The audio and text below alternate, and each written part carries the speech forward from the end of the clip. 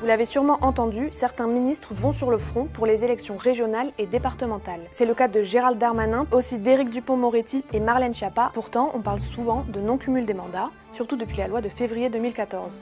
Alors pourquoi ne sont-ils pas concernés? Ministre, ça n'est pas un mandat, c'est une fonction. On a donc une loi de février 2014 qui interdit aux sénateurs et aux députés nationaux et européens, qui eux sont titulaires d'un mandat, c'est-à-dire qu'ils sont élus au suffrage universel, de cumuler ce mandat de parlementaire avec celui de maire, par exemple.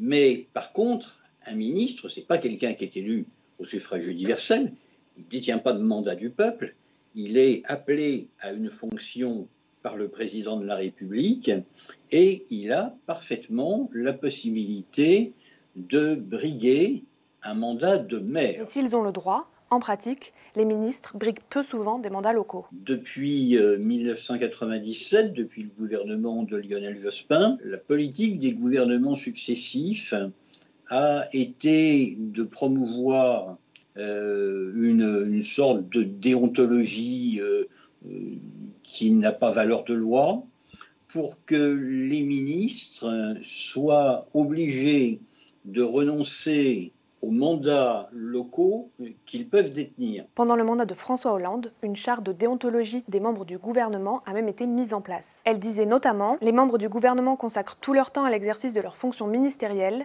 Ils doivent de ce fait renoncer aux mandats exécutifs locaux qu'ils peuvent détenir. » Mais cette charte n'était assortie d'aucune sanction juridique en cas de manquement. En clair, déontologiquement, un ministre ne pouvait pas être aussi élu localement, mais dans la loi, il pouvait le faire. Jean-Yves Le Drian, par exemple, a été, de 2015 à 2017, à la fois ministre de la Défense et président de la région Bretagne. Sous réserve d'avoir l'accord du président de la République, un ministre peut donc se présenter à des élections locales, comme celles qui auront lieu les 20 et 27 juin prochains. Je pense qu'ils ont trois intérêts vraiment. Donc d'un côté, la représentativité, parce que lors des dernières élections régionales, c'était en 2015, donc encore la République en marche n'existait pas.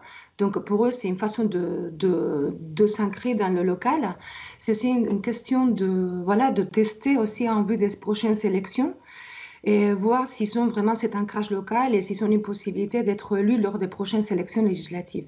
Et une troisième raison, à mon avis, c'est aussi, on en a vu partout un peu dans la presse, c'est aussi le fait de faire front au Rassemblement national. Faire campagne semble donc possible, mais exercer vraiment un mandat local en plus paraît difficile. Les ministres élus pourront donc avoir à choisir entre leurs fonctions ministérielles et leurs fonctions locales. C'est du cas par cas. Ça se règle, me semble-t-il, entre le président de la République et la personne concernée. On est, j'allais dire, dans la coutume. Et le propre de la coutume, c'est que ça se règle en fonction de ce que décide le chef.